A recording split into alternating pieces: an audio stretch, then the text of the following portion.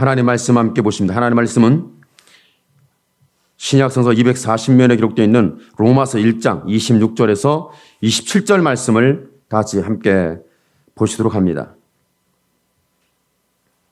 하나님 말씀은 로마서 1장 26절, 27절 말씀입니다. 이를 인하여 하나님께서 저희를 부끄러운 욕심에 내어버려 두셨으니 곧 저희 여인들도 순리대로 쓸 것을 바꾸어 영유로 쓰며 이와 같이 남자들도 순리대로 여인 쓰기를 버리고 서로 향한 육욕이 불릴 듯하며 남자가 남자로 더불어 부끄러운 일을 행하여 저희의 그릇 때문에 상당한 보응을 그 자신에게 받았느니라. 아멘.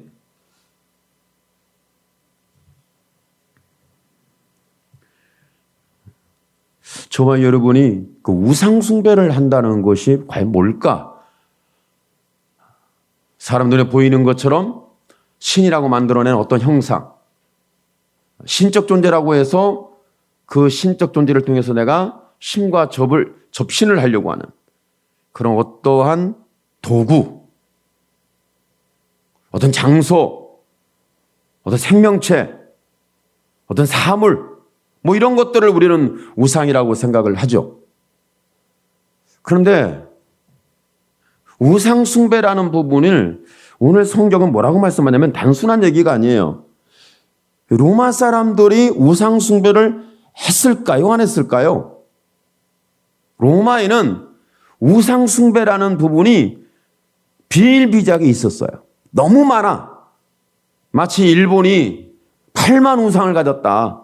그럴 정도니까. 그러면 저는 이 대한민국이라는 나라에 우상이 없느냐? 이런 8만 우상 버금발할 정도로 우리나라에도 우상이 어마어마하게 많습니다.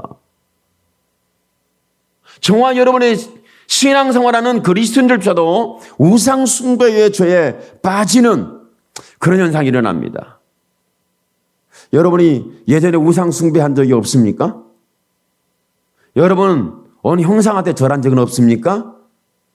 여러분은 어떤 형상 앞에, 어떤 상황 앞에 내 마음을 빼앗긴 적은 없습니까?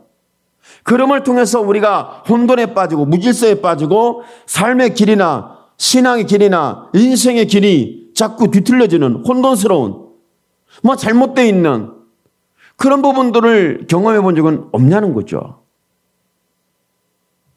근데 충격적인 것은 예수 믿지 않은 사람들과 예수 믿는 사람을 구분하면서 우상 숭배하지 마라 이렇게 말씀하셨으면 저 세상에 예수 믿지 않은 사람, 하나님을 모르는 사람들은 우상 숭배를 당연히 신격화해서 섬기는 삶을 우리가 하나님을 믿듯이 그들도 우상을 신으로 섬긴다. 이렇게 얘기할 수는 있죠.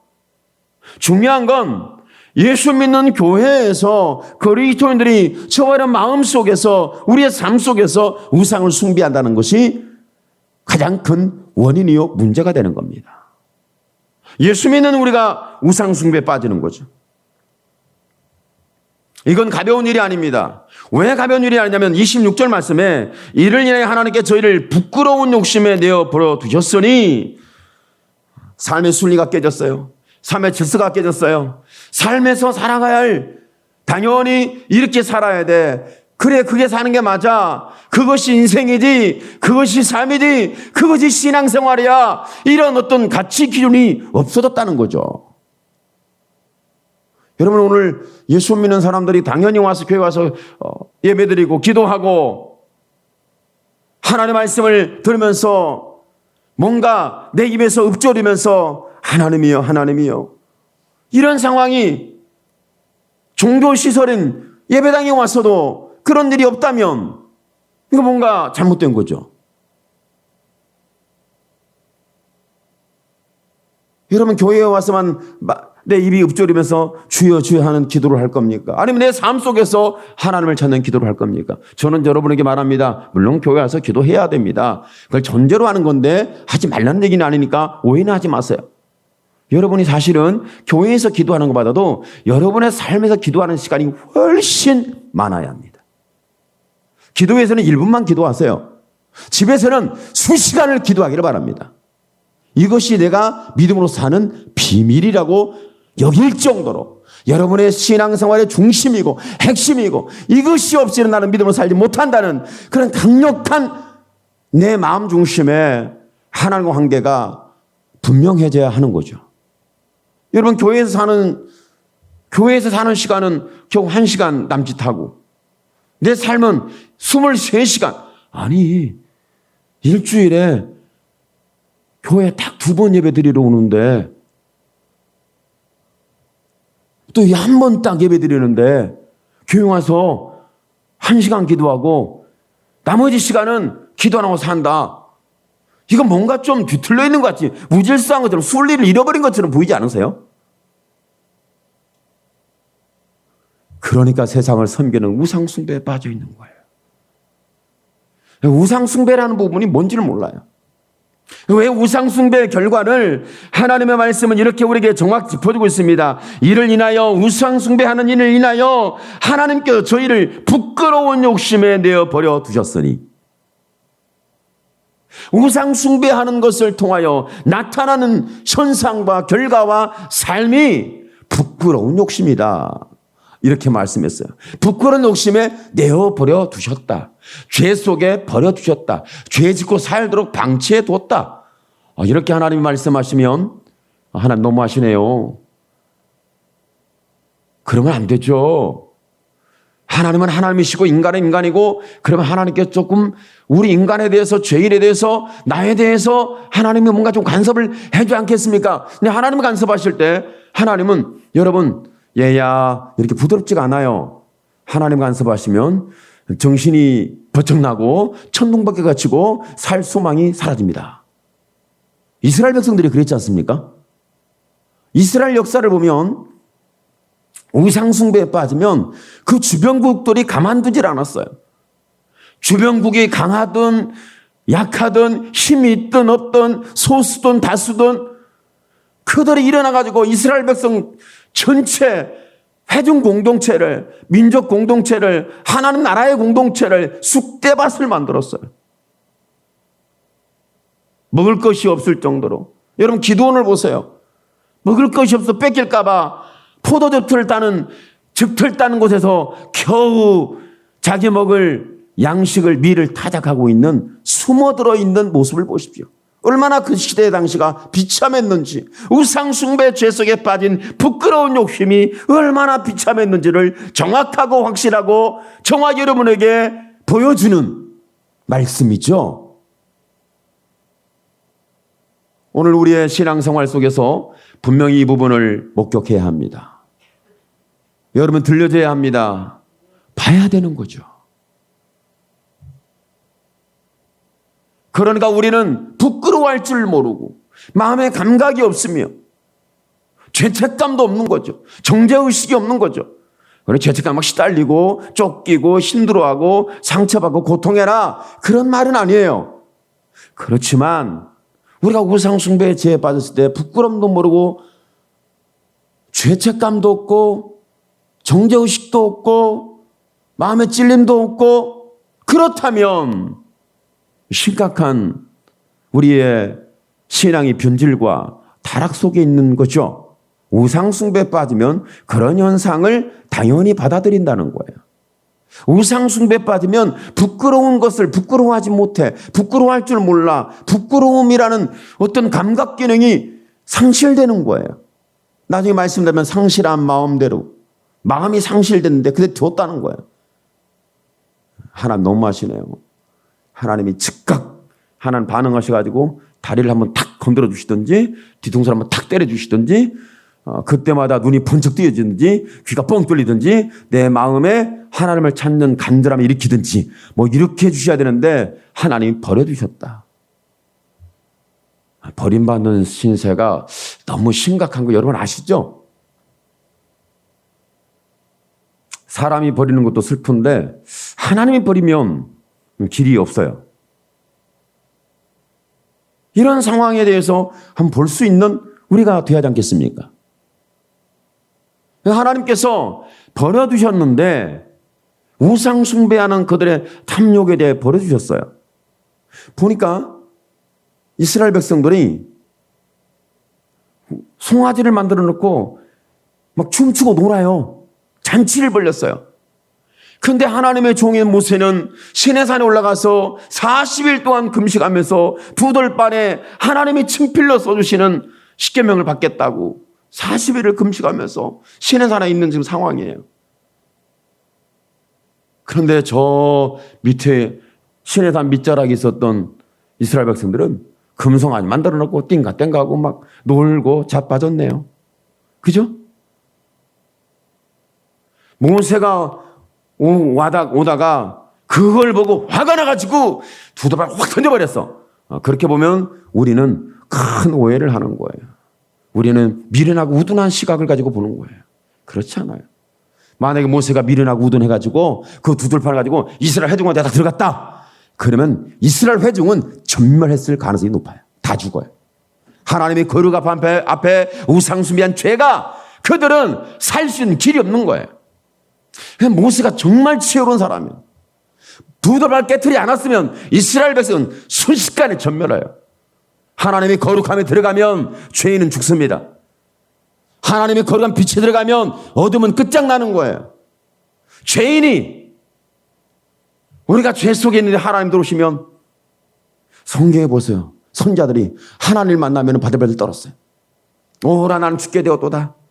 육신을 가진 자가 하나님을 배웠으니 큰일 났다. 하나님께서 이스라엘 백성들이나 아론에게나 미리암에게 하나님이 말씀해요. 너희는 어찌하여 모세를 대적하느냐.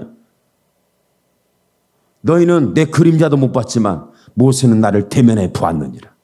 하나님이 이제 멋있는 말씀들을 많이 하시는데 잘 몰라요. 우리는 그 말이 무슨 말인지. 그러니까 모세가 만약에 그 거룩한 말씀이 하나님의 친필로 쓴 두 돌판을 가지고 이스라엘 회중관에 들어가면 이스라엘 백성은 씨가 마르는 거예요. 살아남을 존재는 단 한 명도 없는 거예요. 다 죽는 겁니다. 그렇기 때문에 두 돌판을 깨뜨린 거예요.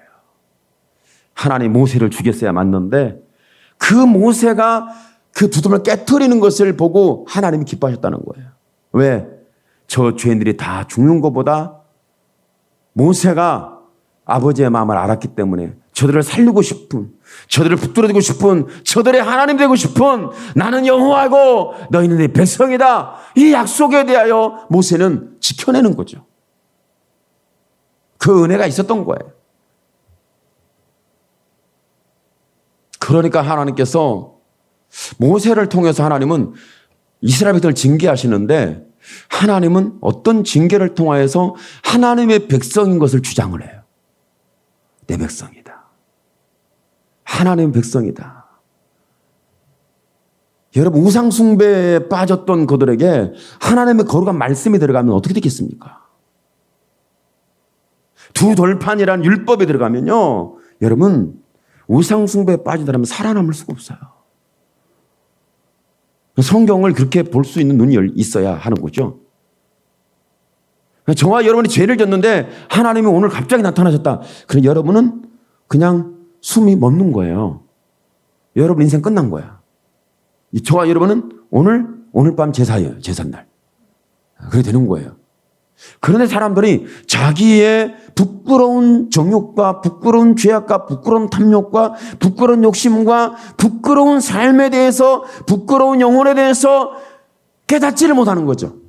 그래서 하나님은 때로는 하나님이 저와 여러분을 하나님의 자녀라는 것을 강력하게 주장하기 위해서 하나님은 징계라는 방법을 사용하시기도 합니다. 그러니까 징계가 그 당시에는 달가워 보이지 않아요. 그런데 하나님은 뭘 말씀하냐면 너는 나의 자녀가 되고 나는 너의 아버지가 되리라. 이것을 주장하고 싶은 하나님이 나의 아버지란 걸 알리고 싶은 그 아버지의 사랑이 오늘 저와 여러분에게 체감이 되기를 축복합니다. 그러니까요, 그런 거예요. 제가 이제 솔로몬의 얘기를 말씀드렸는데 솔로몬이 다윗의 왕권을 물려받았어요. 그러니까 에르삼 성전을 짓는데 다윗이 다 준비해놓고 솔로몬은 거기다 숟가락만 딱 살짝 얹었다. 이렇게 얘기를 해요. 그죠? 숟가락만 살짝 얹었잖아요. 누가 다 준비했어요? 다윗이. 여러분 아시죠? 부모가 일확천금의 재산을 해놔도 자식이 싹 털어먹는 거 아시죠? 그러니까 부모는 쇠가 빠지게 재산을 만들어놨는데 그 다음 세대의 자식들은 그것을 어떻게든 털어먹는 벌레 새끼가 돼버려요. 이해가 안 되죠? 여러분, 만약에 솔로몬이 하나님을 만나지 않았으면 다윗이 준비한 성전으로 가는 게 아니고 솔로몬 성전을 짓는 게 아니라 여러분 다 먹어치우고 끝나는 벌레 새끼예요. 여러분 아셔야 돼요. 그렇게 어마어마한 업적과 역사를 만들어 놨는데 그 자녀 세대가 다 털어먹는 벌레 집단이 되잖아요. 여러분 우리는 다 보고 있고 듣고 있고 알고 있고 체험하고 있고 나는 그 사실 속에 있는 것을 보잖아요. 그러니까 여러분이 부모가 재산을 안 물려준 걸 감사해야 돼요. 왜? 벌레 새끼가 아니니까. 여러분 부모로부터 재산 물려받으면 벌레 새끼 되고 말아요. 다 털어먹고 다 갉아먹고 다 어디다 있는지 몰라요. 언제 어떻게 털어먹었는지 찾지도 못하고 내용도 몰라. 그게 끝나는 거예요. 그러니까 단순히 솔로몬이 숟가락은 줬다가 아니에요. 네 아들에게 성전을 짓는 기회를 준다. 성전을 아무나 짓는 게 아니에요.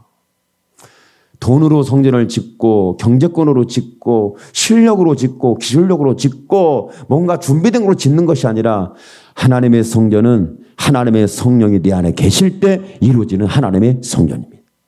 너희 몸이 하나님의 성전인 것과 하나님의 성령이 너희 안에 거하심을 알지 못하느냐? 이렇게 말씀하고 있죠. 그러니까 솔로몬이 하나님의 성전을 지을 수 있는 믿음의 사람으로 그는 하나님을 알게 되고 만났고 하나님이 나의 하나님을 알게 된 거죠. 그러면 이제 성경을 좀 잘 봐야 되는데 그 솔로몬이 서자 출신이거든요. 이 태어남의 순서와 절차가 뭔가 좀 비참해요. 왕이 될 자격이 없어. 왕이 됐다면 공격을 한 번만 그러면 엄청 받아요. 그러한 솔로몬이 지혜가 있었죠. 어떤 지혜냐면 그 사울 왕이 다윗을 죽이려고 하는데 그 다윗을 누가 인정하느냐면 하나님이 인정한 거 봤어요. 사울은 촌촌이고 다윗은 만만이로다. 이것을 보았거든. 그러니까 자기 자신도 서자고 꼬리표가 붙어서 정상적인 아들이 아니라는 사실에서 왕권을 유지할 수가 없었던 거죠. 하나님께 인정받고 백성이 인정받는 것은 신앙적으로 하나님이 나의 하나님 되어주는 거예요.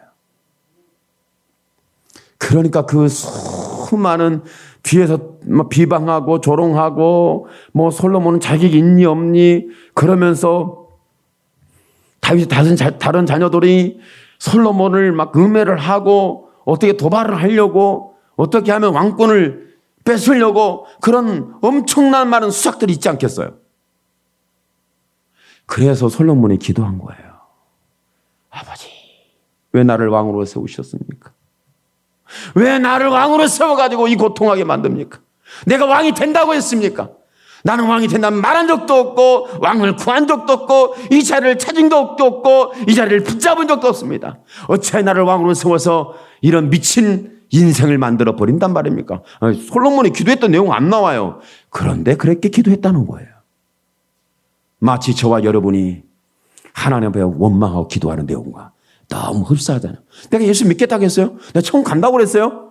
내가 하나님 알고 싶어 했냐고요? 내버려두세요. 나 혼자 적당히 즐기며 살다가 그냥 지옥 가든 천국 가든 내버려두세요. 이렇게 할 정도인데 하나님이 그냥 예수 믿는 사람으로 불러놓고는 그리고 나서는 이쪽에서 맞고 저쪽에서 맞고 이건 도대체 어떻게 믿어야 할지 모르겠어.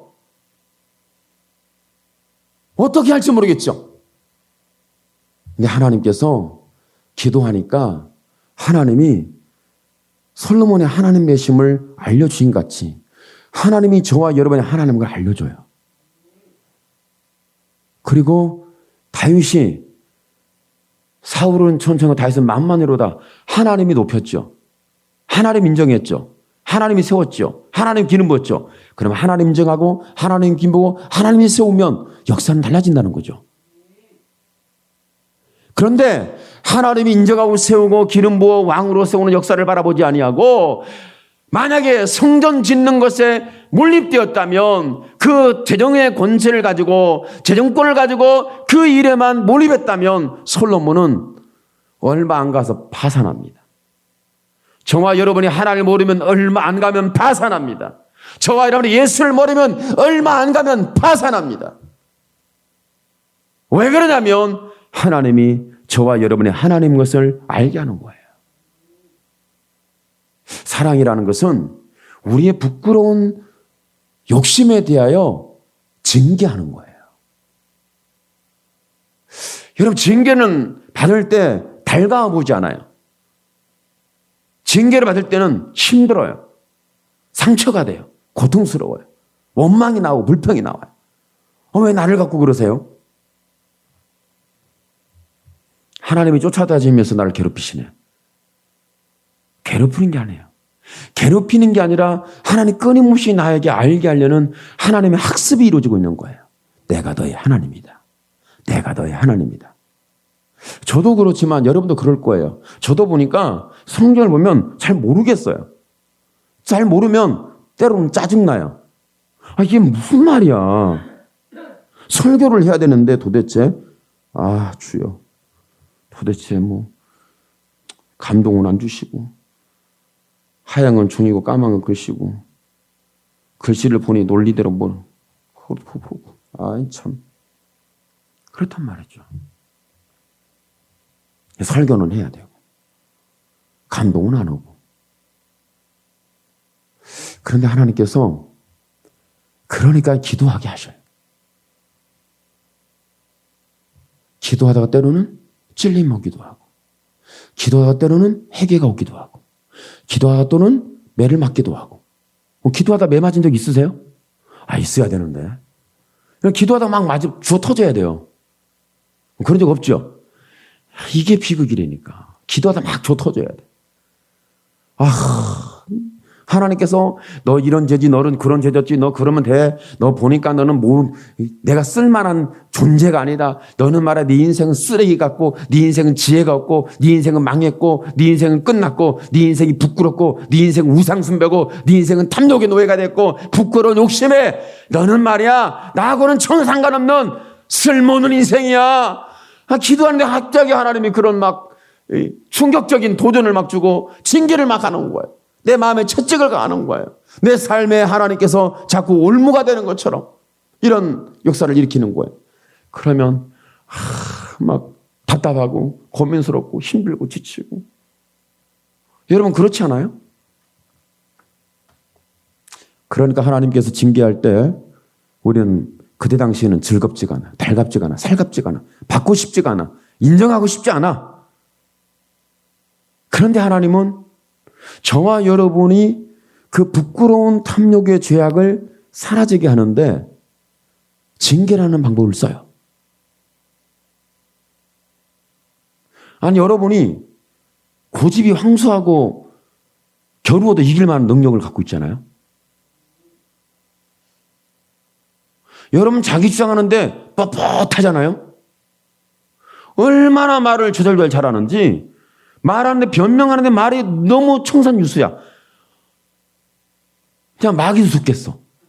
말이 너무 잘해가지고. 마귀도 막 울고먹을 지금 말빨을 가지고 있어요. 예언은 죄진 사람의 말빨이 장난이 아닙니다. 죄인들이 기가 막히게 잘하는 게 있냐면 말빨이에요. 엄청 잘해요. 그러니까 말을 잘하는 사람이 거의 사기꾼이거든요. 그러면 여러분 아시죠? 말을 너무 잘해. 근데 잘 들으면 내가 훅 넘어가. 내가 사기 맞는 거야. 그러니까 말 잘하는 사람은 저도 친구하면 안 됩니다. 왜냐면 사기꾼이구나. 그죠? 또 말 잘하는 사람을 다 비방하면 안 되는데. 하여간 말 잘하는 사람은 좀 정신 차려야 돼요. 귀신도 속아. 귀신도 속여요. 여러분 귀신이 속습니다. 사람의 말 잘하는 것 때문에. 그런데 그런 모든 부분을 하나님께서 뭔가 징계를 해요. 어떻게? 말은 많이 했는데 마음이 공허해. 내가 뭔가를 잘하려고 했는데 내 마음에 채워지질 않아. 내가 듣긴 들었는데 내 마음에 감동이 없어. 잘하려고 하는데 되는 게 없네. 이런 방식들은 일반적인 것처럼 보이지만 예수 믿는 사람에게는 하나님이 저와 여러분을 사랑하는 방법이에요. 이것이 징계입니다. 징계를 받지 않으면 하나님이 낳은 자식이 아니다. 사생자는 징계하는 법이 없다. 이렇게 말씀하고 있죠. 여러분 답답함을 느끼면서 내가 이해를 못하겠다 하면서 여러분이 혹시 마음이 공허하면서 마음이 채워지지 않고 내가 혹시 속기를 잘하고 나 혼자 스스로 좌절 절망 낙심을 잘하는 이런 먼 유형 속에 있는 것은 저와 여러분이 어떤 상황이기 때문이냐면 내가 부끄러운 욕심에 우상 숭배자가 되어서 나타나는 현상이라는 거예요. 이런 사람들을 하나님이 사랑하는 것은 하나님이 우리를 흔들어 깨워주시는데 그것이 바로 징계라는 하나님의 사랑입니다. 우리 우상 숭배하는 죄를 버리게 하는 데는 징계 아니면 사람은 설득이 되지 않습니다. 이해가 되지 않습니다. 받아들이지 않습니다. 징계 외에는 깨울 수 있는 방법이 없기 때문에 하나님은 이와 같은 방법을 통해서 하나님이 우리를 사랑한다는 것을 확인을 해 주셔요. 여러분은 지적 활동을 합니다. 여러분 정말 뛰어납니다. 시간 오래 했습니다. 그래서 무슨 말하면 알아들 수 있고 여러분 생각을 바꾸거나 고치거나 마음을 내 심리 상태를 뭔가 달라지게 할 수 있는 그런 기가 막힌 하나님의 사람이라면 참 좋겠는데 이 사람이 마음을 바꾸는 데 걸리는 시간이 수십 년 될 수도 있어요. 안 바뀔 수도 있어요. 내 삶 하나 고치는데 내 사는 삶의 방식, 행동 하나 고치는데 이거 죽었다 깨어나도 고쳐질까 말까야. 여러분 경험 안 해보셨어요?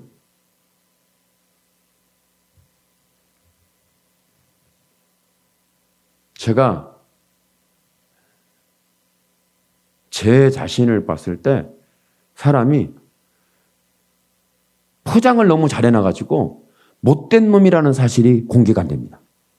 포장을 잘해놨기 때문에. 우리 목사님은 못된 놈 아니야. 포장을 너무 잘해놨기 때문에 못된 놈이라는 것을 몰라요. 포장만 거치면 와 아마 좀 충격의 나머지 졸도할 지경이 될 수 있어요. 목사님이 저런 마음이 저런 생각 저런 우와 진짜 믿을 수 없어. 막 머리가 아픈 게 아니고 충격 졸도 지경이라니까. 여러분만 그러겠어요? 제가 보니까 제 심보가 못 됐더라고. 제 심보가 못 됐어요. 그럴 때가 있어요. 누가 뭐 하면 꼴을 못 보고 내 마음에 안 들면 저거 아닌데 이게 발동을 해. 여러분 그렇지 않아요? 남을 비방하고 조롱하고 우습게 여기고 가볍게 여기고 남을 업신여기고 다른 사람을 많이 마치 자기의 속인 것처럼 이렇게 이제 대할 수 있잖아요. 사람들이라는 우리 인간들은 그런 부분이 너무 발달되어 있으니까. 근데 그런 부분들을 하나 고치는데 몇 년 걸릴까요? 평생 가. 정말 평생 가요. 생각 하나 고치는데 죽었다 깨어나도 이 생각이 안 고쳐져요. 내 심보 하나 뜯어 고치는데 정말 미치겠어요. 여러분 그렇지 않아요? 저만 그런가? 제 심보 고치는데 난 미치겠어. 내 생각 하나 뜯어 고치려고 그러는데 안 돼. 내 행동 하나를 좀 달라지게 하려고 그러는데 나는 완전히 죄의 뿌리를 갖고 있는 죄의 족속이야. 이게 뭐예요? 그게 우상숭배. 부끄러울 줄 모르는 감가전 부끄러운 죄. 죄책감도 없는 죄. 죄의식도 없는 죄. 죄를 감가하지 못하고 내가 이렇게 비참한 죄인인 걸 스스로 볼 수 있는 눈을 누가 갖고 있겠어요? 갖고 있지 않습니다. 그렇지 않아요. 그런 걸 고치는데 안 달라져요. 변화가 안 돼요. 회개하라고 그렇게 성경에서 세례 요한이 외치고 회개하라 외쳤고 예수님이 회개하라 청약관에 외쳤고 사도들이 회개하라 외쳤는데 지금도 회개하라 외치는데 지구의 종말이 되었고 내 인생의 끝자락이 되었고 역사적인 종말이 되었는데도 불구하고 그 신앙 속에서 가장 강력하게 나타날 그 종말의 끝자락에 우리가 유익을 얻고 구원을 받고 하나님을 만나고 체험하고 하나님을 갈 수 있는 유일한 신앙의 현상은 회개입니다. 회개. 그런데 인간이 회개하는데 한순간 회개는 하죠. 아이고, 목사 말씀에 회개합니다. 그런데 내 입술로는 회개했는데 내 삶의 회개가 안 돼. 내 행위의 회개가 없어. 이것이 항상 문제 아니에요? 내 입술로는 회개를 해요. 그러나 내 삶과 행위로는 회개가 없어요. 행동을 고치라는 얘기가 아닙니다. 행동을 다르게 변화되라는 얘기가 아니에요. 그러니까 저와 여러분이 내 행위가 회개하는 데는 하나님께서 우리의 심리적이고 정신적이고 우리의 삶의 신앙적인 부분을 회개시키는 말씀으로 할 수 있지만 여러분 우리가 마치 그렇죠. 요나가 니느웨로 가라 그랬더니 안 가요 하고는 반대 방향으로 다시스로 도망가 버렸어요. 하나님께서 쓰시는 방법은 풍랑이라는 징계예요. 하나님이 징계라는 방법이 얼마나 기가 막힌 하나님의 손길인지 우리는 체험해야 합니다. 아, 하나님이 나를 주워 패셨구나. 더 두들겨 패야 되겠구나. 아, 이건 죽사발나게 하나님이 좀 패셨으면 좋겠다. 아, 이런 마음. 그게 누가 있겠어요? 그런 마음 가진 사람은 없지. 하나님 은혜를 주시옵소서. 내가 지금 살기가 퍽퍽합니다. 네, 정말 주여. 뭐 그런 기도를 하지. 저 사람이 달라지기를 원합니다. 나는 달라질 기미가 없어요. 저 상대방 맡기면 천국이야. 나는 아니거든요.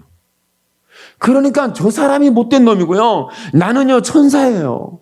아니 왜 저 못된 놈이 마귀가 돼갖고 천사를 괴롭히냐고. 이렇게 오해를 하는 거예요. 따라합시다. 내가 예수 믿는 사람이다. 내가 예수 믿는 사람이다. 저놈은 예수를 몰라. 나는 예수를 알아. 그 누가 문제겠어요?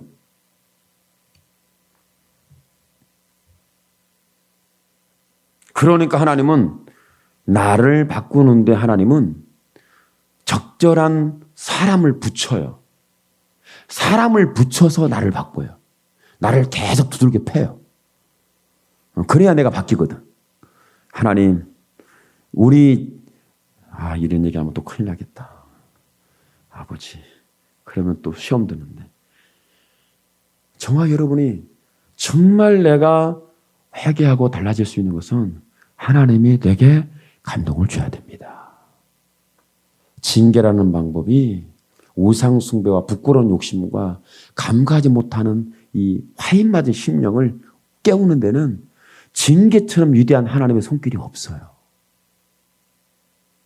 무슨 수로 우리의 감각 못하지 못하는 듣지 못하는 닫힌 귀를 뭘로 열어서 듣게 하겠어요. 그것이 우리가 상상할 수 없는 징계라는 위대한 하나님의 방법이에요. 마치 이스라엘을 그랬던 것처럼. 마치 저와 여러분에게 그렇게 하시려는 하나님의 사랑이 있다는 사실에 대해서 이건 분명히 징계는 사랑입니다. 우리를 버린 것이 아니라 우리를 징계하고 그 죄에 대해서 뭔가 하나님이 심판하는 그런 진노의 하나님이라고 그렇게 오해를 하는데 하나님 우리를 징계를 통해서 깨우시는 거예요. 내가 너의 하나님이 되고 너는 나의 자녀가 되리라. 내가 너의 아버지가 되고 너는 나의 자녀가 되리라는 그 위대한 하나님의 음성과 손길이 오늘 경험되어지기를 예수님의 이름으로 축원합니다. 아멘. 기도합니다. 주여 살아계신 하나님 영광을 받아 주옵소서. 하나님의 영광 받아 주시길 원합니다.